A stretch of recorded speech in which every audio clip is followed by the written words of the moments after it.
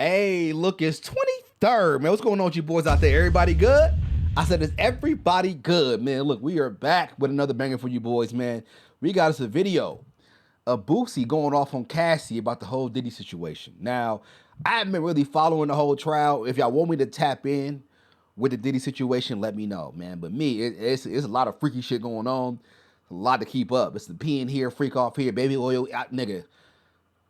It was wild. All right, so like, button, sub, but let's go ahead and get into this video. Let's go. Just subscribe to your shit too, bro. Day one of Diddy's trial for sex trafficking charges is officially in the books. Now, for this trial, there's a jury of 8 men and 4 women that were chosen. Now, everybody from Diddy's immediate family came out to support him. His kids were there. His mom was there. And Diddy actually showed love to them when he walked into court. Now, after opening statements were made, 2 people got on the stand to testify. One was the security guard from the hotel that Diddy allegedly beat Cassie, and the other one was a male escort that Diddy allegedly hired to have sex with Cassie. Now, this is the part that a lot of people are focused on, because I'll be honest with you guys, the details just sound disgusting and downright horrifying. Now, the escort's name is Daniel Phillip. He testified about the nasty sex sessions he had with Diddy and Cassie. Now, during one of their sexual escapades, Daniel recalled Diddy telling him, yo, y'all need to rub more baby oil on each other. You don't have enough on.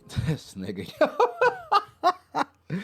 Yo, Diddy, I won't. Let me understand this, y'all. But let's start this. Let's bring this back. So was Diddy kids in the courtroom while all this shit was going on? Tell your kids to stay. You got kids that are underage. They should not be in a courtroom listening and hearing about shit like this. Y'all need to rub more baby oil on each other. You don't have enough on? Nigga, you are jacking off in the corner while your girl getting piped down. I promise you.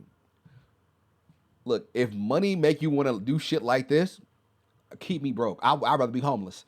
I swear to God, bro, nigga, I would rather be homeless, leave it in my car, than to be going through shit like this. Niggas get money and they go through like these different power trips, and regular sex become boring to these niggas, right? Threesomes get boring. They start getting into awkward shit, you know, animal sex and all this type. Like, nigga, what are we doing here? What kind of kink is this, nigga? Niggas can't be normal. Look, man, all I'm saying, niggas is, bruh, the world we live in is insane. Just give me some coochie and I'm good. Give me my girl coochie, I'm okay. I don't need much else. I'll tell you one thing you will never hear come out of my mouth is that I want to see my girl get piped down by another nigga.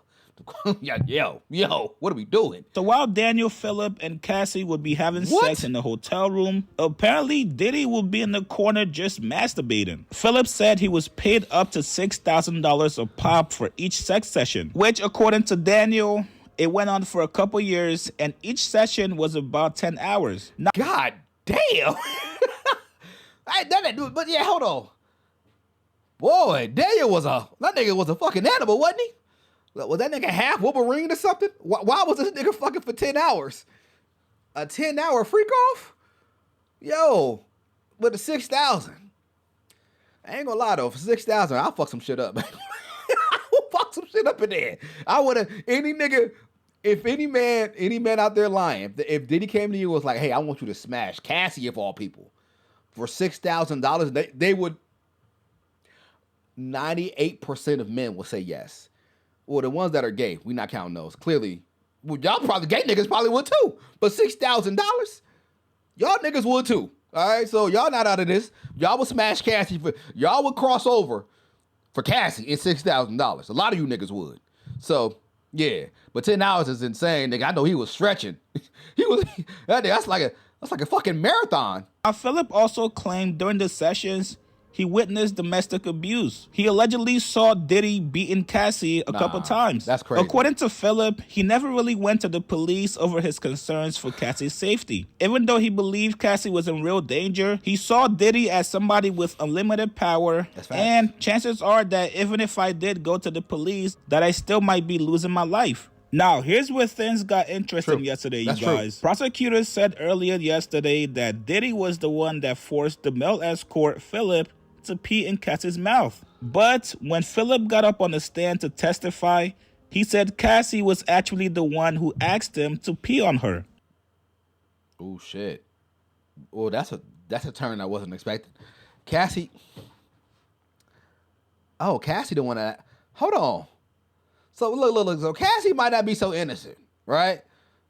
But I think it started off as innocent, like she was an innocent little angel, and then being around Diddy kind of brought out that side. Like, let's get as freaky as possible. Or maybe maybe she knew it turned Diddy on. Like, hey, I need you to pee in my mouth so I can really get this nigga going. You know what I'm saying? So I don't know.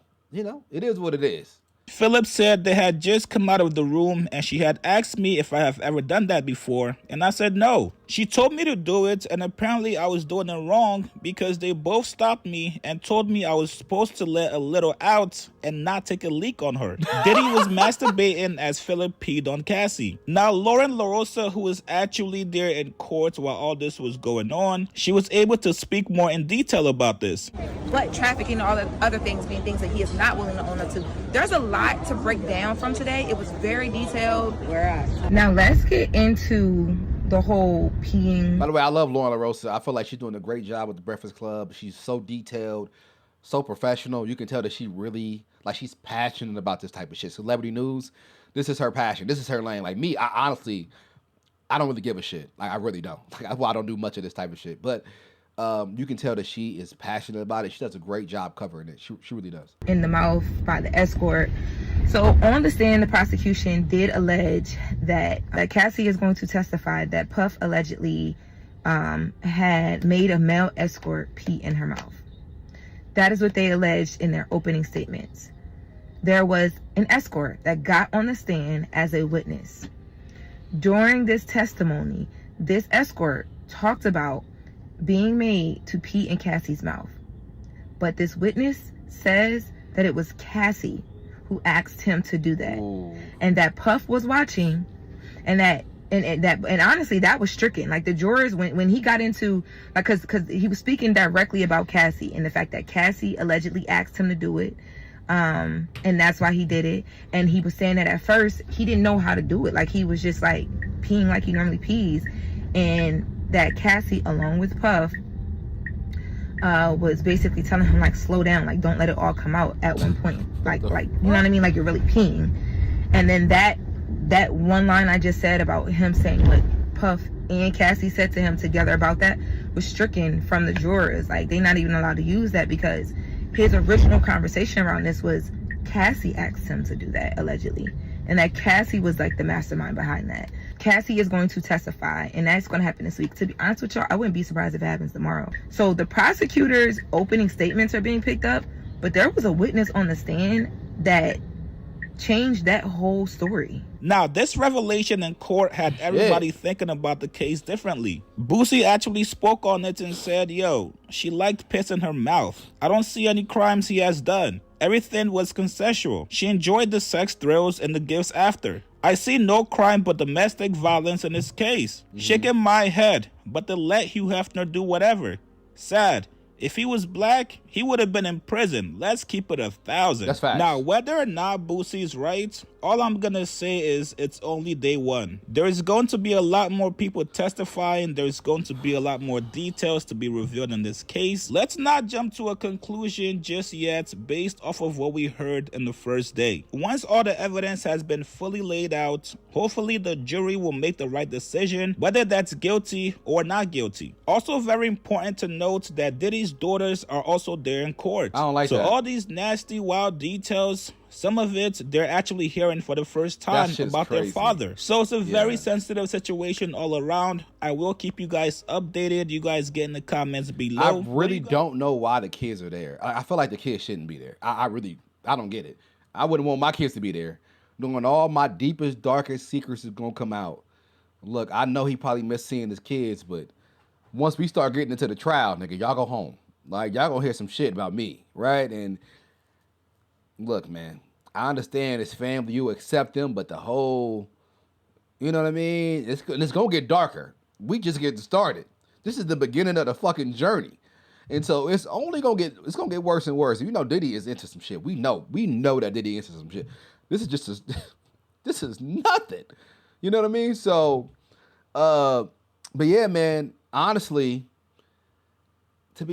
you never know what can happen in this trial, man. Diddy might can get off. Honestly, he might can just do a year or two, or even time served, depending on how good his lawyers is, depending on how they spin it. And Diddy's paying a lot of money, you know what I mean, for those lawyers and his team. So he got the best of the best lawyers. And with evidence like this coming out, with people saying no, it was Cassie. Cassie was the one that was doing everything. Even though if Diddy was the mastermind behind everything, if all the witnesses is like, well, Cassie the one that told me to do it. Cassie told me to do it. Well, she told me that she set it all up. He could have been behind the scenes manipulating her and having her do everything, but she's the face of it, but he's behind the scene like the puppet master, right? So it can get tricky. It can get real tricky. And yeah, who knows, man? Who knows? But we'll stay locked in. Like button, sub button. I'll see you boys soon. Kingston, Majesty. Hey.